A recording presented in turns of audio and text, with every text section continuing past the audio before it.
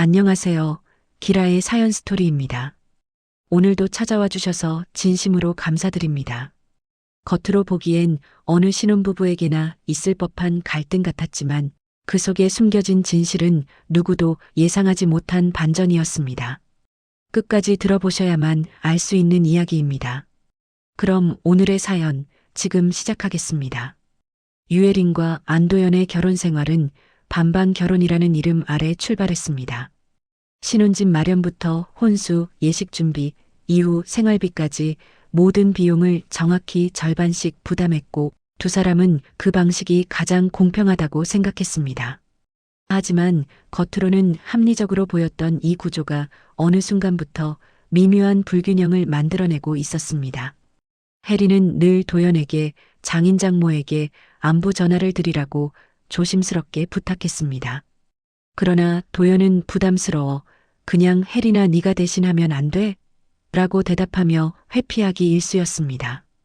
장인 생신 때도 장모 생신 때도 도연은 전화 한 통 하지 않았고 자신이 해야 한다는 의무감조차 느끼지 않는 듯 보였습니다. 혜리는 실망스럽지만 참고 넘어가는 날이 많아졌습니다. 반면 시댁은 전혀 다른 분위기였습니다. 시어머니 정말자 자신 쪽으로 더 많이 오길 바라는 눈치였고 자리에만 앉으면 새아가 우리 집에는 언제 오니? 이번 주에도 오나? 라고 자연스레 슬쩍 이야기를 흘리곤 했습니다. 시아버지 안종설도 뒤에서 한마디 거들며 얼굴 보여주면 좋지, 서로 더 친해지고 친밀해지고 더 좋지 하고 덧붙였습니다. 그 말은 마치 부부가 시댁을 중심에 두고 생활해야 한다는 듯한 뉘앙스였고 정작 본인 아들인 도연이 장인장모에게 무심한 것은 전혀 문제 삼지 않는 듯 했습니다.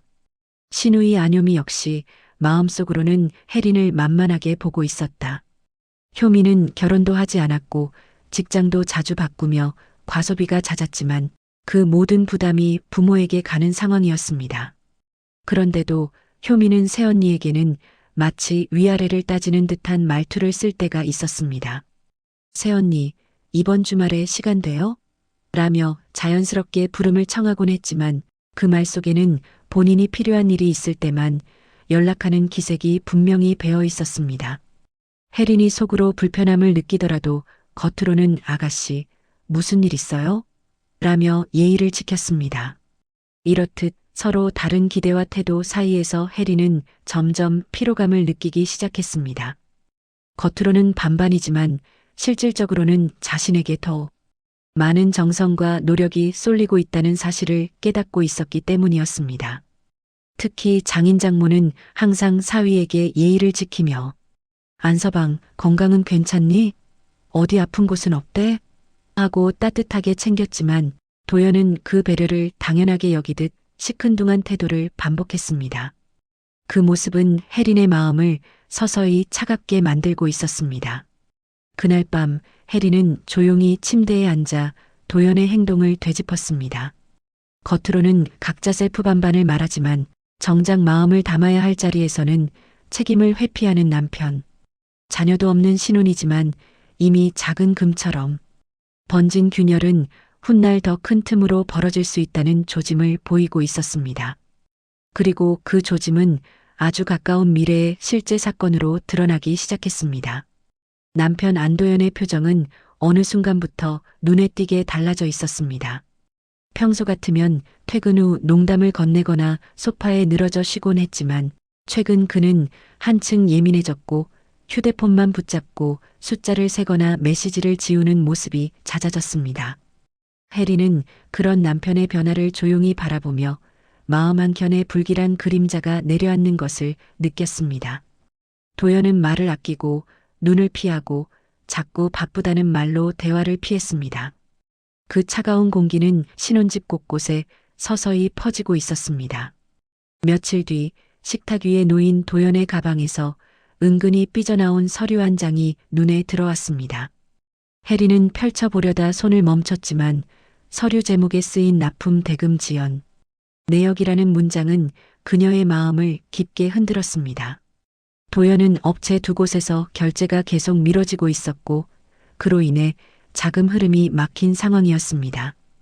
도연은 그 사실을 철저히 숨기고 있었지만 최근 그의 행동 하나하나가 이미 그 진실을 말해주고 있었습니다. 해리는 그저 숨을 고르며 서류를 다시 제자리에 넣었습니다. 하지만 마음속 불안은 쉽사리 지워지지 않았습니다. 그 무렵 도연의 직원으로 보이는 사람이 집 전화로 연락해 왔습니다. 혜린이 전화를 받자 그는 당황한 듯 머뭇거리며 말했습니다. 혹시 사장님 계신가요? 지난달 월급이 아직 확인 부탁드린다고 전해주세요. 순간 혜린의 심장은 싸늘하게 식었습니다. 임금 체불까지 발생했다는 건 사업이 이미 상당히 흔들리기 시작했다는 의미였습니다. 도연은 퇴근 후 그 사실을 부정하듯 조만간 들어올 돈이 있어서 괜찮아. 너무 걱정하지 마. 라고 말했지만 그의 눈빛은 그 어떤 확신도 담고 있지 않았습니다. 시댁 역시 이상하게 조용했습니다. 평소라면 시어머니 정말자가 수시로 전화를 걸어 세아가 주말에 올 거지? 라고 묻곤 했지만 최근에는 연락이 뜸해지다가 어느 날 갑자기 지나치게 다정한 목소리로 전화를 걸어왔습니다. 시어머니 정말자는 세아가 이번에 일 좀 도와줄 일이 있는데 라고 조심스레 말씀하셨는데 그 말 끝에는 묘하게 불안한 떨림이 깔려 있었습니다. 효미 역시 SNS에서 쇼핑 인증글을 자제하고 있었고 뭔가 감추려는 듯 조용해진 모습이 오히려 더 불안감을 키웠습니다. 도연은 집에서 혼잣말을 자주 했습니다. 이번 달만 버티면 다음 달엔 해결될 거야. 그 말은 도연 자신에게 하는 듯했고 위안이 아닌 절규에 가까웠습니다. 혜리는 그런 남편을 바라보며 한 가지 사실을 깨닫기 시작했습니다. 도연의 불안이 단순한 사업 부담이 아니라 어디선가 이미 큰 문제가 터지고 있다는 신호라는 것을 혜리는 아직 알지 못했습니다. 이 불길한 기운 뒤에는 얼굴 없는 투자자 그리고 도연과 시댁이 숨기고 있는 더 큰 문제가 연결되어 있다는 사실을. 하지만 이제 막 시작된 이 작은 균열은 곧 커다란 현실로 모습을 드러내려 하고 있었습니다. 몇 날 며칠을 불안하게 보내고 있던 어느 아침 시어머니 정말자에게서 예상치 못한 전화가 걸려왔습니다. 평소라면 다짜고짜 주말에 들려라 하던 사람이었는데 오늘의 목소리는 이상하리만큼 부드럽고 조심스러웠습니다. 새아기 오늘 혹시 시간 되나? 어머니가 부탁할 게 조금 있어서 말이다. 혜리는 순간적으로 이상함을 느끼며 잠시 말을 고르다가 네, 어머님. 잠깐 들를게요. 라고 답했습니다. 전화기 너머에 지나친 온기가 오히려 싸늘하게 느껴졌습니다. 평소 하대에 가까운 말투를 쓰던 사람이 갑자기 온도를 바꾸는 일은 흔치 않았기 때문입니다. 시댁에 도착하자마자 느껴지는 공기는 묘하게 뒤틀려 있었습니다. 시아버지 안종설은 괜히 신문을 뒤적이며 눈을 피했고 효미는 소파에 앉아 있다가 혜린이 들어서는 순간 손에 들고 있던 서류를 재빨리 가방에 쑤셔 넣었습니다. 그 모습은 누가 봐도 들키면 곤란한 무언가를 감추는 태도였습니다. 혜린은 인사만 조용히 건네고 자리에 앉았지만 속으로는 더 큰 의문이 머리를 스쳤습니다. 두세 번 눈치를 보던 정말자가 마침내 입을 열었습니다. 새아기 사실은 말이다. 집안에 조금 일이 생겨서. 그 말은 시작부터 조심스러웠지만 결론은 뻔했습니다. 잠시 머뭇거리더니 그녀는 결국 본론을 꺼냈습니다. 이번 일은 새아기가 좀 도와주면 좋겠구나. 말투는 순한 척했지만 그 안에는 이미 너도 도와야 한다는 전제가 깔려 있었습니다. 효미가 먼저 끼어들며 말을 보탰습니다. 새언니, 이번엔 진짜 급해. 잠깐만 도와주면 바로 갚을게. 하지만 그 말은 혜린에게 닿기도 전에 허공에서 무너졌다. 서류 사이로 잠깐 보였던 숫자들은 잠깐이나 금방이라는 단어와는 거리가 먼 금액이었다. 게다가 효미의 과소비와 반복적인 카드빚 문제는 이미 시댁에서 모두 알고 있는 사실이었으니 그런 말을 믿기는 어려웠습니다. 혜리는 조용히 물었습니다. 어머님, 아가씨 무슨 일인지 정확히 말씀해 주시겠어요? 그 말에 시어머니 정말자와 시누이 효미는 서로를 보며 잠시 입을 다물었습니다. 안종설은 헛기침만 두세 번 하며 시선을 피했습니다. 그들의 침묵은 이미 답을 말하고 있었고 숨기려던 속내는 더 가릴 수 없게 흘러나오는 중이었습니다. 해리는 시댁에서 돌아오는 길 내내 생각이 복잡해졌다. 그동안 친정의 망각자, 셀프, 반반이라며 철저하게 선을 그어오던 사람들이 정작 일이 생기자 자신에게 기대어 부담을 떠넘기려 한다는 사실이 뚜렷해졌기 때문이었습니다. 평소에는 모든 부담을 혜린에게 미루던 말투와 태도가 떠올랐고 오늘 보여준 과한 다정함이 얼마나 계산적인지 이제야 분명해졌습니다. 문득 떠오르는 생각이 있었습니다. 이건 단순히 신우이 한 명만의 문제가 아닌 것 같다. 도연의 불안한 행동, 시댁의 급격히 달라진 태도, 숨기던 서류들까지 이 모든 것은 마치 하나의 흐름처럼 이어지고 있었습니다. 해리는 조용히 입술을 다물며 마음속으로 한 가지 결심을 세웠습니다. 곧 밝혀질 그 더 큰 문제를 눈감지 않고 정면으로 마주하기 결심하셨습니다. 시댁에서 돌아온 뒤 유혜리는 잠시도 마음이 가라앉지 않고 있었습니다. 시어머니 정말자의 지나치게 부드러운 말투와 신우이 안효미의 숨기던 서류, 그리고 시아버지 안종설의 어색한 눈빛까지 모두 떠오르며 불길한 감정이 번져가고 있었습니다. 그 장면들은 마치 하나의 흐름을 이루는 듯 자연스럽게 이어지고 있었고 그 안에 자신이 모르는 이야기가 숨어 있다는 느낌을 지울 수 없었습니다. 해리는 옷을 갈아입고 우편함을 확인하러 내려갔습니다.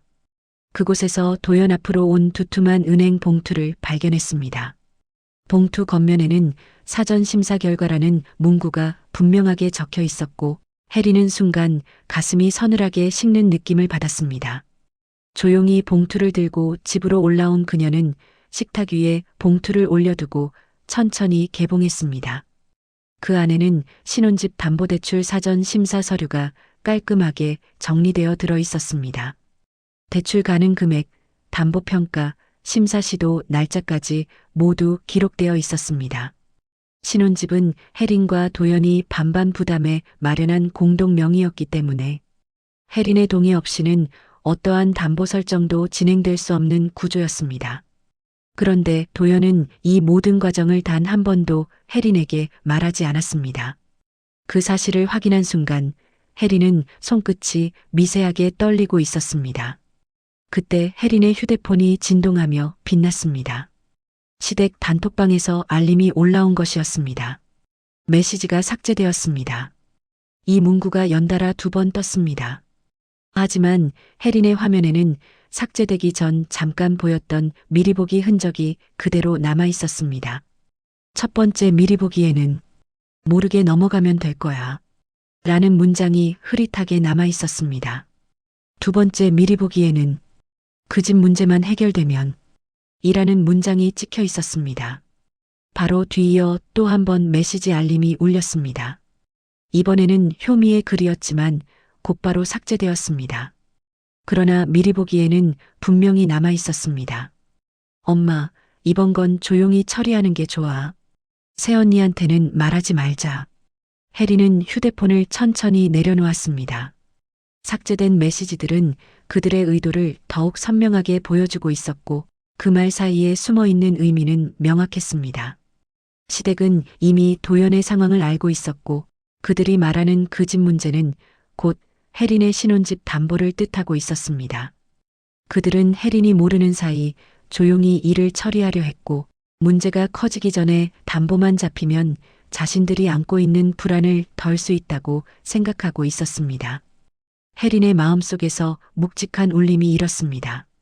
그동안 시댁과 남편은 반반이다. 생활비도 반이고 다 각자 돈 관리하자네. 아들 돈을 왜 네가 관리하냐. 아들이 관리하게 각자 해라라며 늘 선을 그었습니다.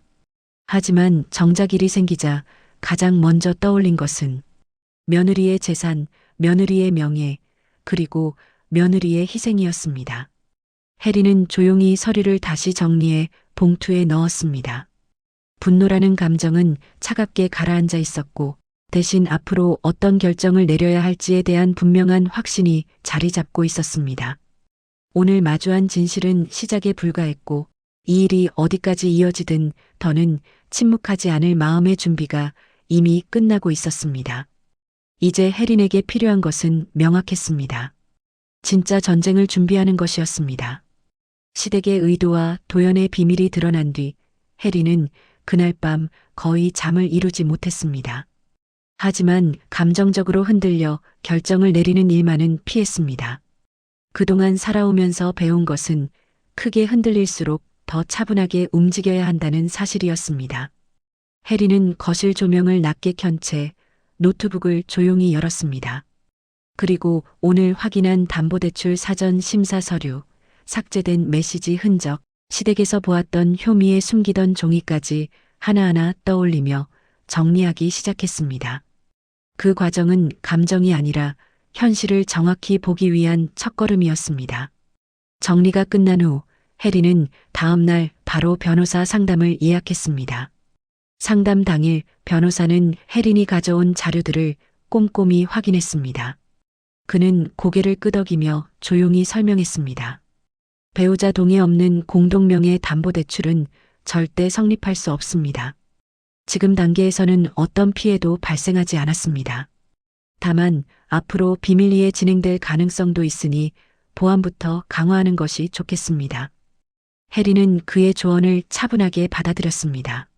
그는 등기부 등본 변동 여부 확인, 금융인증 변경, 공동명의 관련 비밀번호 재설정 등의 세부 절차를 상세히 안내했습니다. 상담을 마친 뒤 혜린은 바로 등기소를 찾아가 등기부 등본을 확인했습니다. 다행히 아직 어떤 변경도 없는 상태였습니다. 그러나 도연이 여러 차례 사전 심사를 넣은 기록이 있다는 사실만으로도 머지않아 본격적인 시도가 있었을 가능성은 충분했습니다. 혜린은 그 사실을 되새기며 핸드폰에서 금융인증서를 새로 발급하고 모든 비밀번호를 변경했습니다. 더는 누구도 그녀의 재산에 손을 댈 수 없도록 철저히 대비했습니다. 며칠 뒤 혜린은 부모님을 뵙기 위해 친정을 찾았습니다. 박혜숙 어머니는 혜린의 얼굴을 보는 순간 혜린아, 얼굴이 많이 상했구나. 무슨 일 있니? 라고 걱정스레 물었습니다. 그 말에 혜린은 애써 미소를 지으며 집안에 조금 일이 생겼습니다. 너무 걱정 마세요. 라고 대답했습니다. 하지만 그 표정만으로도 문제가 단순하지 않다는 것을 부모는 이미 느끼고 있었습니다. 유정우 아버지는 딸 앞에 따뜻한 차를 놓으며 조용히 말을 건넸습니다. 혜린아, 우리한테 숨길 필요 없다. 어떤 일이든 내 편이다. 그 순간 혜린은 우연히 거실 한쪽에 놓인 서류 봉투 하나를 보게 되었습니다. 봉투에는 안도연 대표 귀하라는 문구가 적혀 있었고 내용은 도연의 사업 투자 관련 보고서였습니다. 혜린은 순간 말을 잃었습니다.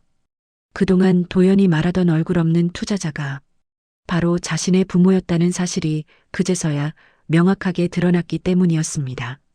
수년간 꾸준히 도연의 사업을 도와온 사람이 정말로 자신의 부모였다는 것은 충격과 함께 묵직한 감정이 밀려들게 했습니다.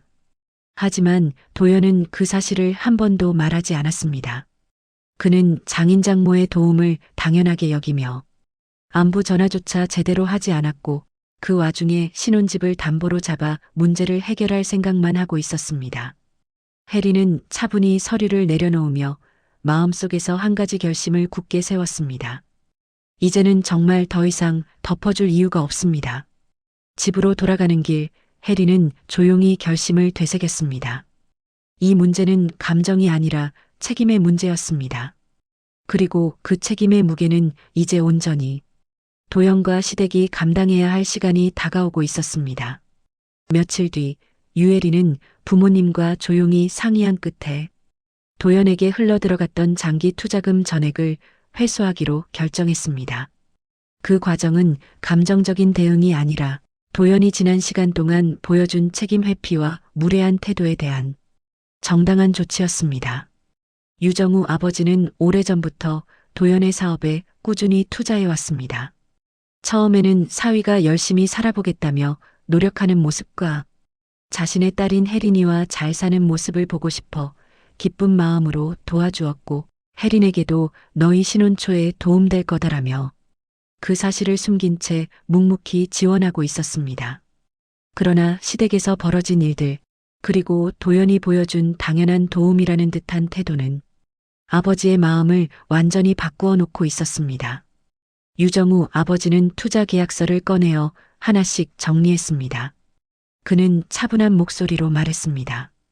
혜린아, 이건 너희 부부에게 부담 주려던 돈이 아니다. 네가 이런 일을 겪고 있는데 계속 두고 볼 수만은 없다. 정상적인 회수 절차를 밟을 것이다. 혜린은 부모님 앞에서 고개를 숙였습니다. 부모님이 도연에게 얼마나 오래, 얼마나 꾸준히 지원해 왔는지 이제야 알게 되었기 때문이었습니다. 그동안 도연이 장인장모에게 살갑게 대하지 않았던 행동들이 더 깊은 상처처럼 느껴지고 있었습니다. 그날 저녁 유정우 아버지는 도연에게 내용 증명을 발송했습니다. 봉투에는 다음과 같은 문장이 명확히 적혀 있었습니다. 귀하가 수령한 투자금 일체에 대하여 계약에 근거한 회수를 요청드립니다. 정해진 기일 내 응답이 없을 시 민사 절차를 진행하겠습니다. 내용 증명을 발송한 뒤 아버지는 혜린에게 조용히 말했습니다. 이건 감정으로 보내는 게 아니다. 네가 지켜야 할 생활과 미래 때문에 하는 일이다. 그날 밤 도연의 휴대폰에는 등기 우편 도착 예정이라는 문자가 들어왔습니다. 도연은 퇴근에 들어오자마자 그 메시지를 보고 다급하게 휴대폰 화면을 여러 번 들여다보고 있었습니다. 그의 표정에는 초조함과 당혹감이 그대로 나타나 있었고 손끝은 미세하게 떨리고 있었습니다. 혜린은 조용히 그 모습을 바라보고 있었습니다. 그동안 도연이 장인장모의 도움을 얼마나 가벼운 마음으로 받아왔는지 명확하게 드러나는 순간이었습니다. 그는 투자금을 돌려줄 계획도 감사를 표현할 생각도 없었고 오히려 신혼집 담보로 회돈을 마련해 위기를 넘기려 하고 있었습니다. 침묵이 흐른 뒤 도연은 조심스러운 목소리로 말을 꺼냈습니다. 혜린아, 혹시 장인어른이 왜 이걸 보내셨는지 너 알고 있어? 혜린은 차분한 목소리로 말했습니다. 아버지는 몰래 뒤에서 도와주려고 했고 지금 그 돈을 받지 않으려고 했어. 하지만 요즘 상황이니 정상적인 절차를 밟으시는 것뿐이야. 얼굴 없는 투자자가 바로 우리 부모님이셨어. 도연의 눈동자가 흔들리고 있었습니다. 그 흔들림은 죄책감이 아니라 이제 어떻게 해야 하나라는 불안이었습니다. 자신이 그동안 벌여온 일들이 천천히 그러나 분명히 무너지기 시작하고 있었습니다. 혜린은 그 모습을 조용히 바라보며 생각하고 있었습니다. 이제 시작입니다. 그리고 그 시작은 도연이 상상했던 어떤 위기보다 훨씬 무겁고 현실적인 문제로 다가올 예정이었습니다. 도연에게 내용 증명이 도착한 다음 날 시댁은 아침부터 분주하게 움직이고 있었습니다. 그동안 얼굴 없는 투자자가 사돈 내외인 것을 알고 모두가 당황스러워했습니다. 시어머니 정말자는 거실에서 전화를 붙들고 작은 목소리로 누군가와 계속 이야기하고 있었고 시아버지 안종설은 찬물만 들이켜며 한숨을 반복하고 있었습니다. 시누이 안효미는 방 안에서 이불을 뒤집어 쓴 채 울먹이며 전화를 하고 있었고 집안 전체가 무너져가는 분위기를 감추지 못하고 있었습니다. 이런 상황은 곧바로 도연에게 전달되었습니다. 정말자는 전화를 걸어와 다급한 목소리로 도연아, 큰일 났다. 좀 와보자꾸나라고 말했습니다. 그 말투만으로도 시댁이 감당하기 어려운 일이 벌어졌음을 알 수 있었습니다. 도연은 급히 시댁을 찾아갔습니다. 집에 들어서자마자 효미가 울먹이며 말했습니다. 오빠, 나 진짜 어떻게 이번에만 넘기면 되는 줄 알았는데 갑자기 다 밀어닥쳤어. 효미의 말은 끝이 흐릿해졌고 정말자가 대신 설명을 이어갔습니다. 대출 연장 거절이 나왔다. 그동안 이자만 내고 겨우겨우 버텼는데 이제는 원금까지 당장 갚으라고 통보가 왔다. 혜린이한테 이 말까지는 안 하려 했는데 우리가 좀 많이 힘들다. 도연은 순간 말문을 잃고 서 있었습니다. 상황을 정리하던 시아버지 안종설은 더 무거운 목소리로 말을 이었습니다. 우리 사정이 이런데 사돈 내에서 투자금까지 회수된다면 감당할 방법이 없다. 너라도 좀 시간을 벌어보면 어떻겠냐? 혜린이한테 잘 말하면. 그 말에 도연은 얼굴이 굳어졌습니다. 부모의 시선을 받은 그는 조심스럽게 말했습니다. 혜린이가 지금 이런 상황을 좋게 볼 리가 없습니다. 아버님, 어머님, 이건 제가 잘못한 게 큽니다. 신혼집 담보까지 몰래 진행한 걸 알아버렸습니다. 정말자는 얼굴이 하얗게 질리며 소리를 삼켰습니다. 도연아, 혜린이가 알아버렸다고? 그걸 알면 우리 이제 어떻게 사니? 효미도 눈물을 닦으며 다급하게 말했습니다. 오빠가 새언니를 설득해봐. 지금 이게 무너지면 나도 끝이야, 제발. 하지만 도연은 더 이상 어떠한 말도 하지 못하고 조용히 고개를 숙이고 있었습니다. 그는 이제야 시댁이 숨기던 문제의 규모를 깨닫고 있었습니다. 효미의 빚만이 아니라 부모의 대출까지 모두 한꺼번에 터져 있었고, 그동안 시댁이 혜린에게 유독 다정하게 굴었던 이유도 그저 신혼집 담보를 얻기 위한 전략에 불과했던 것입니다. 시댁이 절박하게 도움을 요청하는 가운데 도연은 마음속에서 조용히 깊은 두려움을 느끼고 있었습니다. 앞으로 이 문제가 어떻게 번질지, 그리고 혜린이 어떤 결정을 내릴지 그는 상상조차 할 수 없었습니다. 단 하나 확실한 것은 이 문제는 이제 되돌릴 수 없다는 점이었습니다. 그리고 그 결과는 앞으로 시댁 모두에게 차갑고 현실적으로 다가오게 될 예정이었습니다. 도연은 깊은 한숨을 내쉬며 자리에 앉았습니다. 그의 눈앞에는 부모의 무너진 표정, 울고 있는 효미, 그리고 자신이 저지른 선택의 무게가 묵직하게 드리워지고 있었습니다. 도연은 시댁에서 무거운 분위기를 뒤로 한 채 집으로 돌아오고 있었습니다. 머릿속에는 부모의 초조한 얼굴과 효미의 울먹이던 목소리가 계속 떠오르고 있었습니다. 하지만 동시에 혜린이 보여준 차분하면서도 단단한 태도 역시 지워지지 않고 있었습니다. 그는 이 모든 상황을 어떻게 설명해야 할지, 그리고 무엇을 먼저 말해야 할지조차 정리하지 못한 채 현관문을 열었습니다. 거실에는 조용히 조명이 켜져 있었고 혜린은 서류를 정리하며 앉아 있었습니다. 그녀의 표정은 흔들림 없었고 오히려 마음이 정리된 사람처럼 담담해 보였습니다. 도연은 잠시 그녀를 바라보다가 조심스러운 목소리로 말을 꺼냈습니다. 혜린아, 집에 일이 생겨버렸어. 아버님 대출 연장이 안 되었다고. 혜린은 고개를 들었습니다. 그녀는 이미 모든 사실을 알고 있었지만 도연에게 먼저 말하게 했습니다. 그 침착한 눈빛은 감정이 아닌 상황을 판단하는 사람의 모습이었습니다. 도연은 이어서 말했습니다. 효미도 문제가 있고 예전에 빚을 냈던 게 있는데 그게 이번에 같이 나왔나 봐. 혜린은 조용히 고개를 끄덕였습니다. 그녀가 듣고 싶었던 것은 사실이 아니라 도연이 이 문제를 어떻게 바라보고 있는지였기 때문입니다. 잠시 정적이 흐른 뒤 도연은 어렵게 말을 꺼냈습니다. 혜린아, 혹시 너 장인어른께 회수 요청 말씀드렸니? 혜린은 잠시 도연의 얼굴을 바라보며 말했습니다. 아버지는 회수하실 생각이 없으셨는데 도연 씨가 한 행동을 알고 나니 더는 지원할 이유도 명분도 없다고 판단하셨어. 도연의 어깨가 눈에 띄게 무너졌습니다. 그는 떨리는 손을 맞잡으며 작은 목소리로 말했습니다. 우리 집이 지금 많이 어려운 상황이야. 조금만 도와줄 수 있니? 그 순간 혜린의 표정은 단단해졌습니다. 그녀는 조용히 그러나 명확한 어조로 대답했습니다. 내가 왜 도와야 하는데? 난 도와줄 생각 없어. 도연의 눈이 커졌습니다. 하지만 혜린은 흔들림 없는 목소리로 말을 이어갔습니다. 결혼하고 지금까지 도연 씨한테 우리 부모님께 안부 전화라도 드리면 안 되겠냐고 부탁했었지? 찾아뵙고 하는 건 바라지도 않았고 전화 한 통만 부탁한다고 했는데 도연 씨는 뭐라고 그랬어? 부담스럽다고 했지? 장인장모 생신에도 딸이 전화드리면 됐지 왜 사위까지 해야 되냐고 했었지. 그동안에는 아버지 어머니가 투자자인 거 몰라서 그랬다고 해요. 알았으면 감사 인사라도 드려야 하는 거 아니야? 그러지도 않으면 투자금 회수는 막아달라고? 그리고 신혼집을 몰래 담보 잡으려고 해?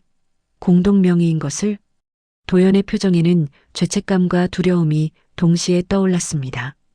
해리는 마지막으로 이렇게 말했습니다. 도연 씨, 행여라도 내가 도와줄 거라는 생각은 하지 마. 앞으로 시댁일에 내가 개입하거나 관여하는 일은 없을 거야. 그 말은 단순한 선언이 아니라 지금부터 어떤 일이 와도 흔들리지 않겠다는 결심이었습니다. 도연은 말을 잇지 못하고 조용히 고개를 숙였습니다. 혜린의 태도는 차갑지 않았지만 돌아갈 수 없는 선이 명확히 그어져 있었습니다. 그리고 그 선을 넘은 사람은 도연이었습니다. 안도연은 밤새 잠을 이루지 못했습니다. 혜린의 단호한 말들이 그의 머릿속을 반복해서 스쳐 지나가고 있었고 그는 새벽까지 뒤척이며 시댁의 상황과 자신의 선택을 되돌아보고 있었습니다. 하지만 시댁은 상황을 더 급하게 받아들이고 있었습니다. 도연이 출근하기도 전에 정말자와 안효미는 이미 혜린에게 여러 번 연락을 시도하고 있었습니다. 혜린의 휴대폰에는 연달아 전화 알림이 오고 있었습니다. 시어머니 정말자의 이름이 화면에 계속 떴지만 혜린은 받지 않고 조용히 무음으로 바꿔놓았습니다. 곧 이어 효미의 전화도 울렸고 그 뒤에는 시댁 단톡방에서 메시지가 여러 개 올라왔습니다. 혜린아, 잠깐 얘기 좀 할 수 있니? 새아기, 우리 사정 좀 들어봐라. 새언니 나 진짜 이번엔 너무 힘들어. 하지만 혜린은 모든 메시지를 조용히 내려두었습니다. 답장을 할 의무도 받아줄 이유도 없었습니다. 조용한 거실에서 혜린은 준비해둔 서류철을 꺼냈습니다. 내용 증명 사본, 변호사 상담 기록, 그리고 신혼집 등기부 등본이 차례대로 정리되어 있었습니다. 그녀는 모든 서류를 하나씩 확인하며 앞으로의 절차가 흔들리지 않도록 다시 점검했습니다. 그때 현관 초인종이 울렸습니다. 짧게 2번 울렸다가 잠시 후 다시 길게 울렸습니다. 익숙한 패턴이었고 혜린은 문을 열지 않고 인터폰 화면부터 켰습니다. 화면에는 시어머니 정말자가 서 있었고 그 옆에는 불안한 표정의 효미가 보였습니다. 정말자는 카메라를 향해 억지 미소를 지으며 말했습니다. 혜린아, 문 좀 열어봐라. 얘기 좀 하자꾸나. 혜린은 차분한 목소리로 인터폰 버튼을 눌렀습니다. 어머니, 지금은 이야기할 시간도 필요도 없습니다. 시어머니 정말자는 다급해졌습니다. 새아기, 오해가 좀 있는 것 같은데 우리가 무슨 큰 잘못을 한 것도 아니고 이번 일만 좀 도와주면. 혜린은 그녀의 말을 끊었습니다. 어머니, 저에게 숨기고 진행하신 것만으로도 충분히 큰 잘못입니다. 효미가 울먹이며 말했습니다. 새언니 나 진짜 죽을 맛이야. 이번에도 안 도와주면. 효미 아가씨. 혜린의 목소리는 더 단단해졌습니다. 저는 아가씨의 빚 때문에 제 인생을 걸 생각 없습니다. 정말자의 표정이 굳어갔고 효미는 당황한 듯 뒤를 돌아보고 있었습니다. 혜린은 마지막으로 이렇게 말했습니다. 앞으로 저에게 연락하지 마세요. 도연 씨와의 문제는 도연 씨를 통해서만 이야기하겠습니다. 그리고 단호하게 인터폰을 껐습니다. 문 앞에서 시어머니 정말자의 목소리가 조금 더 들려왔지만 혜린은 어떤 반응도 보이지 않았습니다. 짧은 침묵이 지나고 거실에는 다시 고요함이 찾아왔습니다. 혜린은 서류철을 조용히 다듬며 생각하고 있었습니다. 이제 시댁은 그녀에게 기대고 싶어도 기대지 못할 것이고 그동안 셀프다, 각자다라고 말해온 그들 방식대로 진짜로 각자 살아야 할 시간이 온 것이었습니다. 그리고 그 시간은 시댁에게 가장 혹독하게 다가오고 있었습니다. 시어머니 정말자와 시누이 효미가 집 앞에서 돌아간 지 하루가 지나자 시댁의 상황은 상상 이상으로 빠르게 무너지고 있었습니다. 도연은 회사에서도 집중을 하지 못하고 전화만 붙들고 있었고 그의 얼굴은 날이 갈수록 초조함이 짙어지고 있었습니다.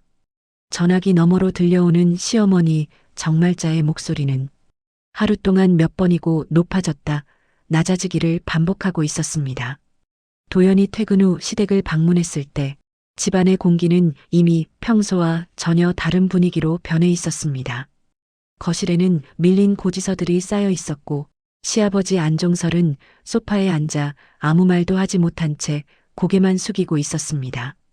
시어머니 정말자는 온 집안을 왔다 갔다 하며 전화를 붙들고 누군가에게 계속 부탁을 하고 있었지만 그의 표정은 통화가 이어질수록 더 굳어지고 있었습니다. 시누이 효미는 부엌 테이블에 웅크린 채 앉아 울고 있었습니다. 테이블 위에는 독촉 문자 출력물과 밀린 카드 명세서 그리고 상환 독촉이라는 굵은 글씨가 쓰인 서류가 퍼져 있었습니다. 도연이 조심스레 물었습니다. 효미 빚이 이렇게나 많았어요? 효미는 눈물로 젖은 눈을 들며 말했습니다. 오빠 나도 이렇게 될 줄 몰랐어. 처음엔 조금만 빌렸고 그 다음엔 이자 돌려막기처럼 됐고 그러다가 갑자기 다 밀려온 거야. 정말자는 효미의 말을 자르며 도연에게 다가왔습니다. 도연아, 네가 좀 나서서 혜린이 마음을 돌려보면 안 되겠니? 우리 지금 너무 어려워. 거기에 너 회사 투자금까지 회수되면 정말 길이 없다. 혜린이한테 말 좀 부드럽게 하고 집 담보도 같이. 도연은 그 말을 들으며 고개를 흔들었습니다. 어머니, 그건 안 됩니다. 혜린이가 이미 다 알고 있습니다. 더는 그 집 문제로 도움받을 생각하지 마세요. 시어머니 정말자의 표정이 굳어졌습니다. 도연아, 너는 네 아내만 가족이냐? 우리가 이렇게 어려운데 도와줄 마음도 없단 말이냐? 도연은 조용히 그러나 힘있게 말했습니다. 어머니, 각자 돈 관리하자고 한 건 저였고 어머니도 나서서 각자 하자고 하셨잖아요. 돈 관리 각자 하고 생활비는 정확히 반반이라고. 그런데 이런 일 생기니 왜 갑자기 가족이라고 하세요? 시어머니 정말자는 순간 말문이 막힌 듯 입을 다물었습니다. 그 말은 사실 그녀의 오래된 태도를 정확히 짚은 것이었기 때문이었습니다. 시누이 효미도 놀란 표정으로 도연을 바라보고 있었습니다. 시아버지 안종설이 조용히 한숨을 내쉬며 말했습니다. 도연아, 네 말이 맞다. 우리가 그동안 너무 잘못했다. 하지만 지금 정말 손 쓸 방법이 없다. 정말자의 눈가에도 눈물이 고였습니다. 도연아, 우리 그냥 한 번만 도와달라고 하자. 이대로 가면 우리 집은 정말 끝이다. 도연은 더 이상 대답하지 못했습니다. 그는 천천히 주변을 둘러보았습니다. 빚에 눌린 시댁의 현실, 오래 숨겨왔던 문제들이 한꺼번에 터져버린 집, 그리고 그 속에서 자신이 얼마나 큰 실수를 했는지 가슴 깊이 느끼고 있었습니다. 그러나 그 순간 도연의 머릿속을 스치는 말은 혜린의 단호했던 목소리였습니다. 난 도와드릴 생각 없어. 그 말 뒤에 이어진 결심은 지금의 이 상황을 더 이상 되돌릴 수 없음을 명확히 하고 있었습니다. 도연은 천천히 일어섰습니다. 어머니, 아버지, 이 문제는 제가 더는 어떻게 할 수 없습니다. 혜린에게 부탁할 생각도 하지 마세요. 시어머니 정말자는 그 자리에서 주저앉았습니다. 효미는 손으로 얼굴을 가린 채 울음을 터뜨렸습니다. 안종설은 손으로 이마를 짚으며 깊은 한숨을 내쉬고 있었습니다. 그리고 그날 밤 시댁의 집 앞에는 체납 안내 스티커가 붙은 우편물까지 도착하고 있었습니다. 시댁의 몰락은 드디어 눈으로 확인할 수 있는 현실이 되어가고 있었습니다. 시댁의 상황이 걷잡을 수 없이 무너져가는 사이 유혜리는 점점 더 차분해지고 있었습니다. 그녀는 감정적으로 흔들리지 않기 위해 하루 일과를 그대로 유지했고 회사에서도 평소처럼 일에 집중하고 있었습니다. 하지만 마음 한편에서는 이제 어떻게 정리해야 가장 깔끔하게 끝낼 수 있을까라는 생각이 더욱 명확해지고 있었습니다. 퇴근 후 집에 돌아온 혜리는 신발장 앞 중문 앞에 놓인 작은 종이 한 장을 발견했습니다. 펴보니 도연의 글씨로 적은 메모였습니다. 오늘 저녁에 얘기 좀 할 수 있을까? 그 메모에서 도연의 불안과 죄책감이 그대로 느껴졌지만 혜리는 흔들리지 않았습니다. 도연은 집안에서 조심스럽게 말을 꺼냈습니다. 혜리나, 우리 집이 지금 정말 큰일이 났다. 어머니도 아버지도 효미도 다 무너지고 있어. 혜리는 조용히 그의 말을 듣고 있었습니다. 도연은 더 깊은 호흡을 하고 말을 이어갔습니다. 솔직히 나도 어떻게 해야 할지 모르겠어. 장인어른이 투자금까지 회수되니까 어머니가 거의 쓰러질 지경이야. 혜리나 혹시 부모님께 다시 말씀드릴 수 있을까? 조금만 시간을. 그 말은 사실상 투자금 회수 중단 혹은 재지원 요청과 다르지 않았습니다. 혜리는 천천히 고개를 저었습니다. 그리고 분명하게 말했습니다. 그럴 생각 없어. 도연은 한순간 숨이 멎은 듯 멍해졌습니다. 하지만 혜리는 단호하게 말을 이어갔습니다. 우리 부모님은 도연 씨에게 오랫동안 도움을 많이 주셨고, 그동안 도연 씨는 감사 인사 한번 제대로 하지 않았잖아.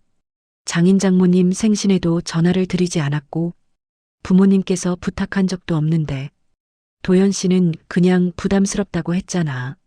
그런데 지금 상황이 어려우니, 다시 우리 부모님을 찾는 건 너무 비겁한 거지. 도연 씨, 우리 부모님은 딸인 나보다 도연 씨를 더 생각하고 챙겨주셨어. 때마다 보양식 챙겨주셨는데 어쩜 사람이 그래? 도연 씨 도움받을 생각은 하지 마. 도울 생각 없으니. 도연은 더 이상 반박할 말을 찾지 못하고 있었습니다. 혜리는 차분한 목소리로 마지막 말을 덧붙였습니다. 우리 부모님을 더는 끌어들이지 마. 그리고 신혼집 문제, 사업 문제 이제부터는 도연 씨가 책임져야 할 문제야. 시댁일도 마찬가지고 시댁일은 아버님과 어머님 그리고 효미 아가씨가 책임져야 할 문제야. 도연의 어깨가 천천히 내려앉았습니다. 그 표정에는 이제 정말 끝이구나라는 인식이 깊게 박혀 있었습니다. 그때 도연의 휴대폰이 울렸습니다. 어머니 정말자의 이름이 떴고 바로 이어서 효미의 이름도 떴습니다. 그리고 단톡방에는 또다시 메시지가 올라오고 있었습니다. 도연아, 혜린이가 뭐래니? 우리 조금만 도와달라고 해라 제발. 오빠 나 진짜 무서워. 오빠가 새언니 좀 설득해줘.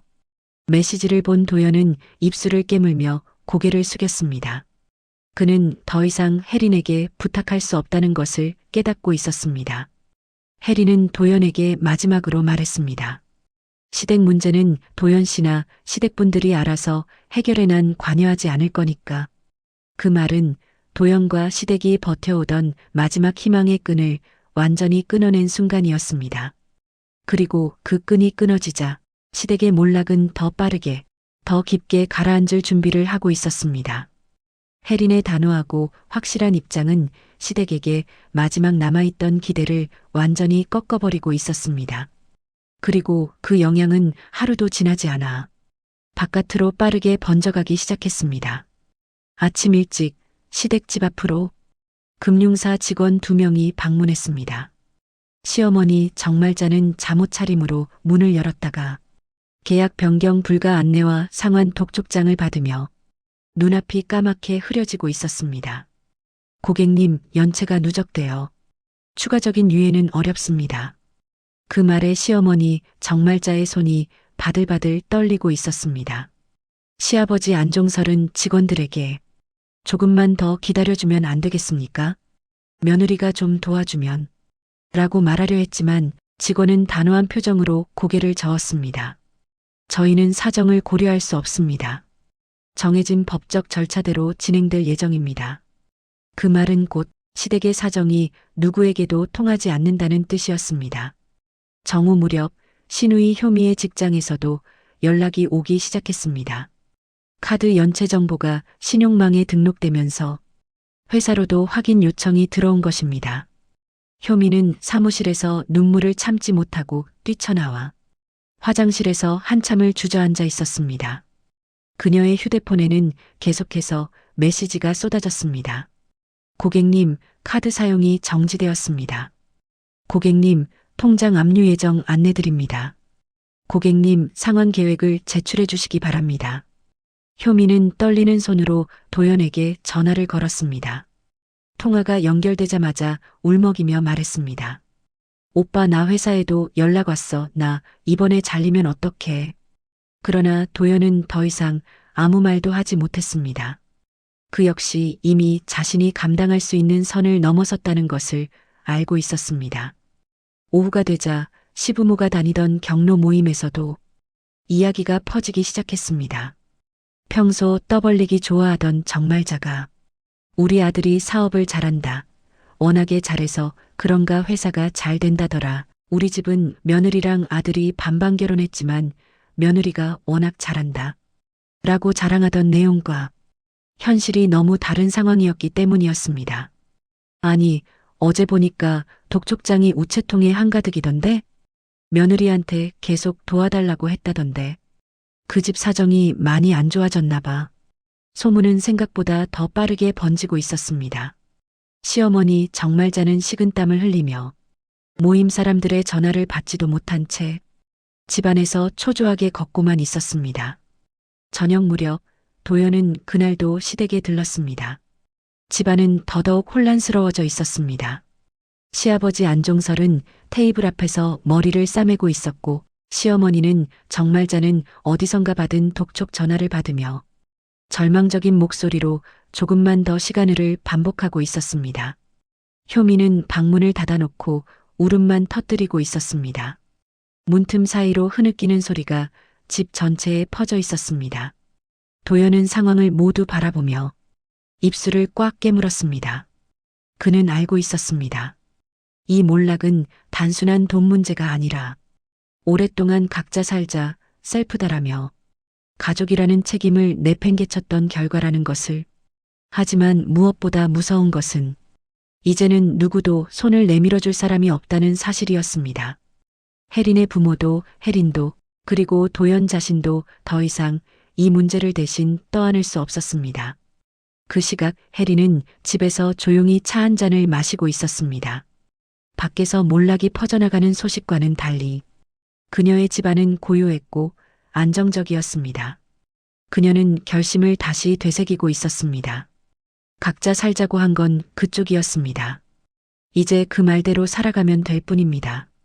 그 말은 곧 시댁의 마지막 기대를 끊어낸 선언이었고 그들은 이제 그 선택의 결과를 어디에서도 피할 수 없게 되었습니다. 도연은 사흘째 제대로 잠을 이루지 못했습니다. 신혼집 우편함에서 장인장모가 보낸 내용 증명 봉투를 꺼냈던 순간부터 그 문구가 머릿속에서 계속 맴돌고 있었습니다.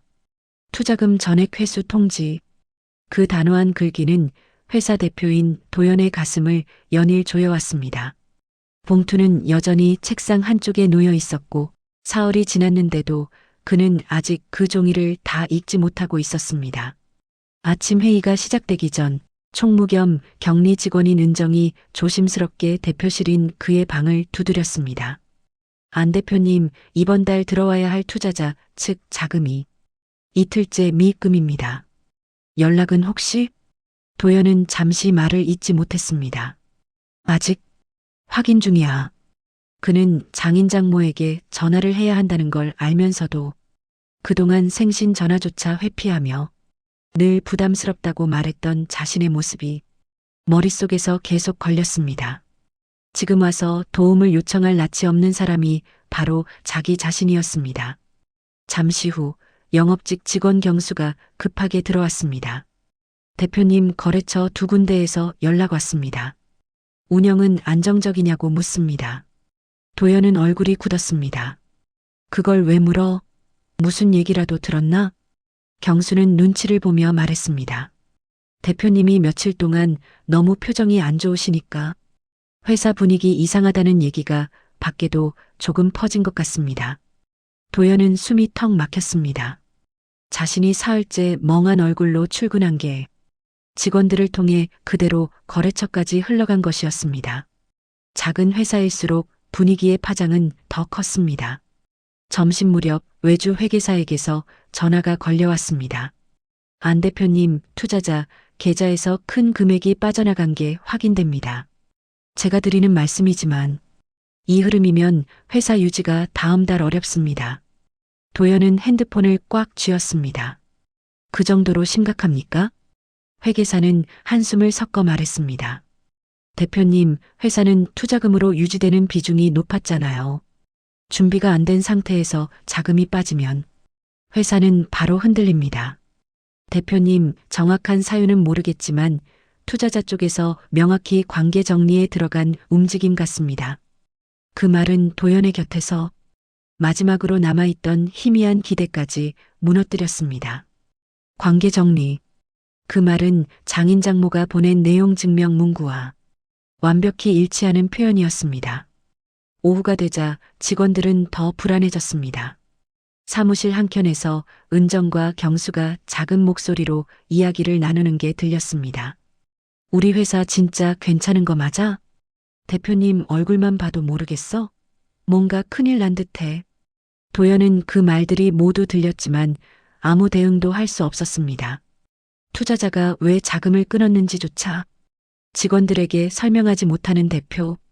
회사 재정은 급격히 악화되고 새 자금 확보도 불가능하고 직원들은 이미 퇴사 준비를 시작하는 분위기였습니다. 해가 질 무렵 도연은 마침내 손을 떨며 내용 증명 봉투를 다시 꺼냈습니다. 집 우편함에서 그것을 꺼냈던 순간 회사와 자신의 삶 전체가 이미 무너지는 중이었다는 사실을 그제야 제대로 실감하고 있었습니다. 그는 서류를 잡고 천천히 고개를 떨구었습니다. 사흘 동안 숨기고 미루고 회피했던 모든 것들이 이제 자신을 향해 들이닥치고 있었습니다. 그리고 그는 깨달았습니다.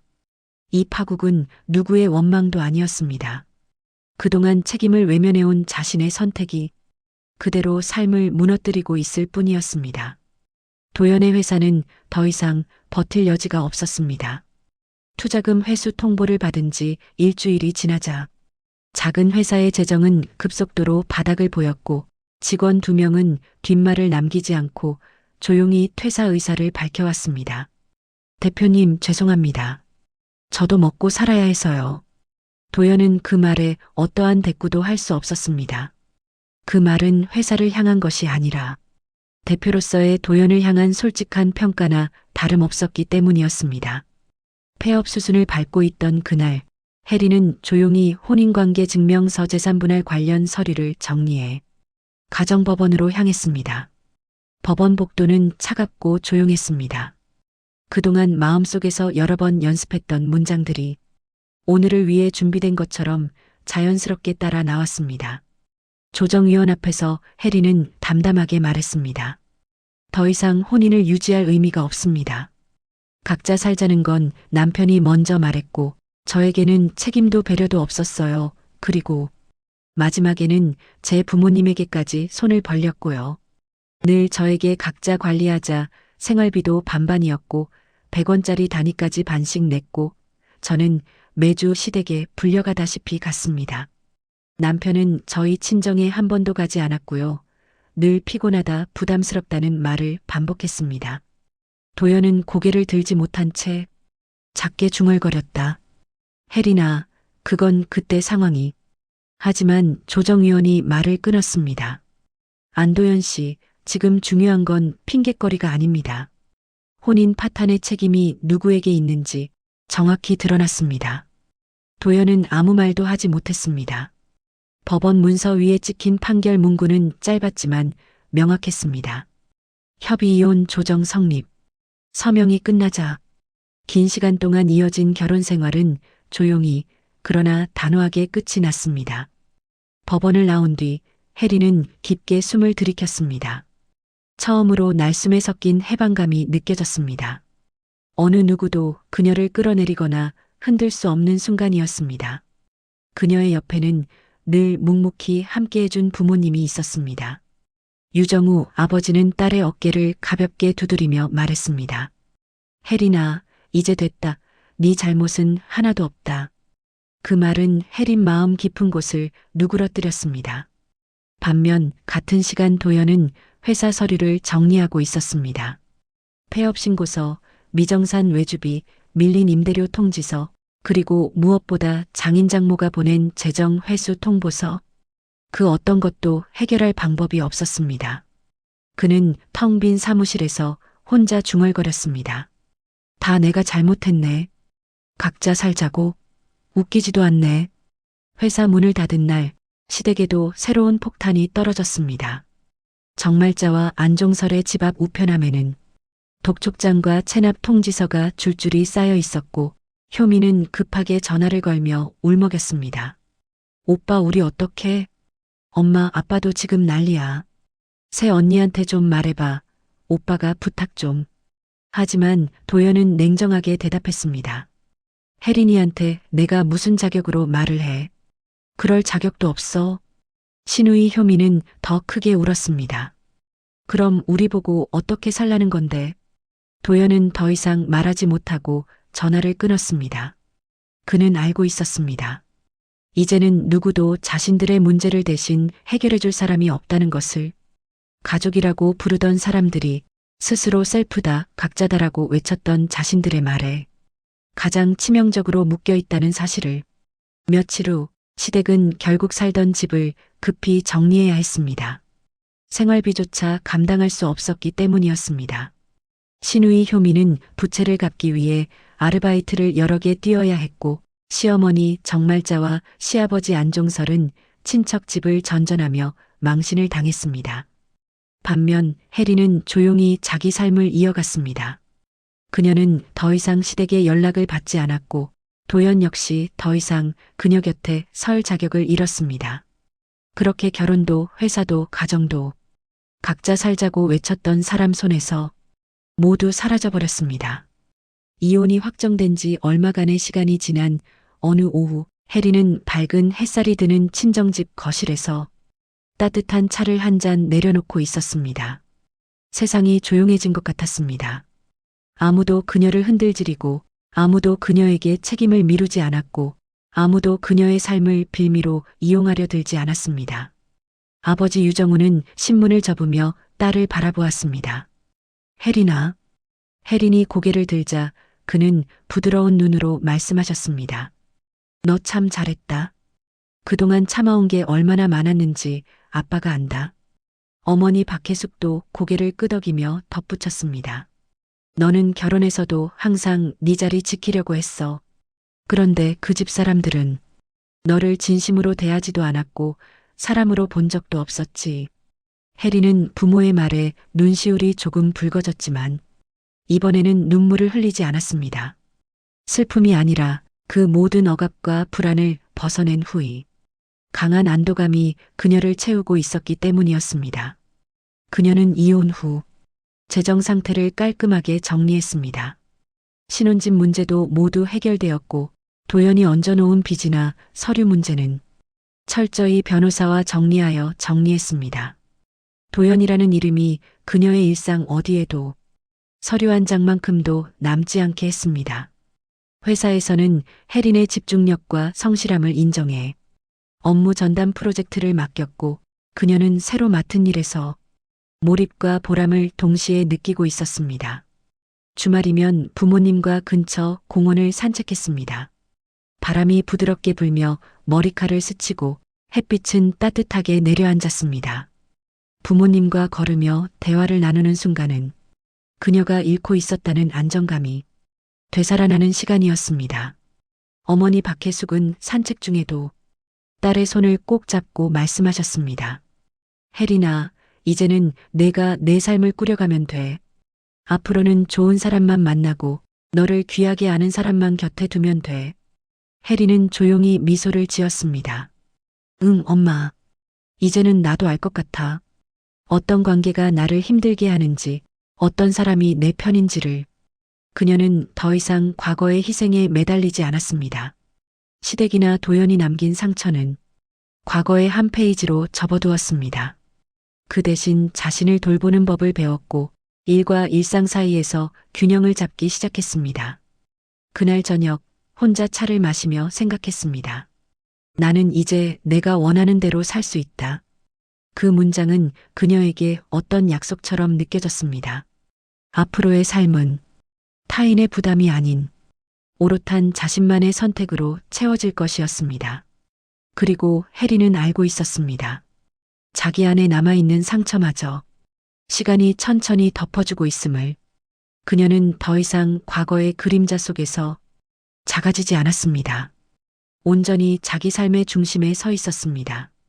이혼 조정이 성립된 뒤 몇 달이 흐르자 도연의 몰락은 단순한 패배가 아니라 삶 전체가 붕괴하는 과정으로 이어졌습니다. 폐업 신고 이후 남은 것은 정리되지 않은 외주비와 임대료, 그리고 장인 장모에게 돌아가야 할 투자금에 대한 법적 책임 일부였습니다. 그는 처음으로 자신 이름으로 된 서류를 보며 현실을 실감했습니다.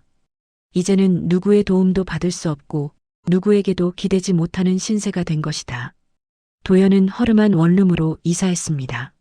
사무실에서 가져온 책상 하나와 낡은 노트북이 방 한가운데 놓여 있었습니다. 밤이 되면 바람 소리만 들리는 좁은 방에서 그는 홀로 중얼거렸습니다. 내가 왜 이렇게 된 거지?